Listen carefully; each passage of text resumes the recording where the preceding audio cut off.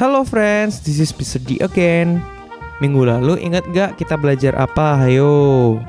Minggu lalu kita belajar tentang arti kebangkitan Yesus dalam hidup kita. Yuk kita review dan baca sama-sama. Pertanyaan 50.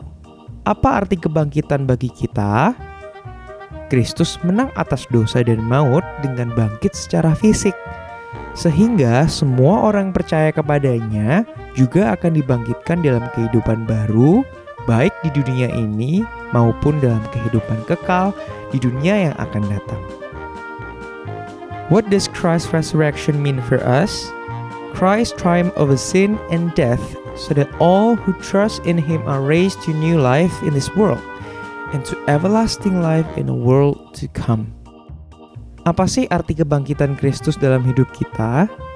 Yang pertama, arti kebangkitan Yesus adalah kita juga dibangkitkan dari kematian akan dosa, seperti Lazarus dibangkitkan dari kematiannya. Selain itu, kita juga akan diberikan tubuh kebangkitan di kehidupan yang baru.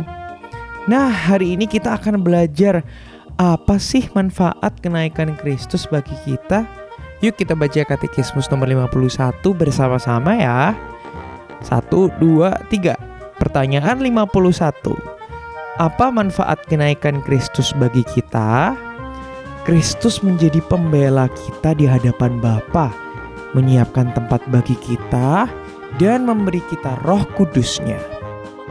Of what advantage to us is Christ's ascension?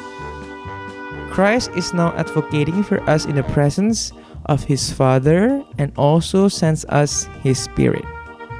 Nah, Mister sebenarnya sudah bahas ini di pertanyaan 49 ya friends. Waktu itu sama Miss Lily. Yesus itu naik ke surga dan Dia menjadi perantara, pembela, dan menyediakan tempat bagi kita. Perantara itu seperti pembawa pesan friends. Jadi coba Mister ceritain ulang ya. Suatu hari di suatu kerajaan, ada seorang yang miskin yang sedang mencari pertolongan. Namun, karena orang itu miskin dan kotor, dia tidak bisa bertemu dengan raja untuk meminta tolong. Ketika menghadap sang raja, orang harus memakai pakaian yang rapi dan sopan. Sedangkan orang ini sama sekali tidak memiliki pakaian itu. Tetapi, orang miskin ini mempunyai seorang teman yang menjadi wakil raja selama ini. Akhirnya orang miskin ini meminta tolong pada temannya, yaitu seorang wakil raja, untuk bisa menyampaikan apa yang menjadi kesulitannya kepada raja. Ketika wakil raja sedang menyampaikan, sang raja mengingat bahwa orang miskin ini dulu pernah tidak taat kepada raja dan akhirnya dihukum. Tetapi karena ini adalah permintaan wakil raja yang selama ini sudah melayaninya dengan baik, akhirnya sang raja memberi belas kasihan kepada orang miskin ini dan membantunya untuk bekerja di istana. Nah, dalam cerita ini orang miskin itu adalah kita dan wakil raja itu adalah Yesus ya friends. Kita yang seharusnya berdosa dan tidak boleh masuk istana. Karena pengorbanan Yesus, kita akhirnya dapat masuk dalam kerajaan Allah dan sudah ada tempat untuk kita di sana. Tapi Mister, kok sekarang kita masih belum masuk ke kerajaan Allah? Kok kayaknya sekarang masih sulit deh menghadapi hidup ini.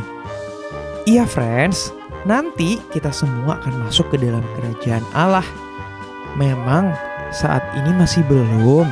Itu kenapa Tuhan Yesus juga memberi kita Roh Kudus-Nya. Apa hayo tugas Roh Kudus? Roh Kudus bertugas untuk membantu kita menghadapi segala permasalahan di hidup ini.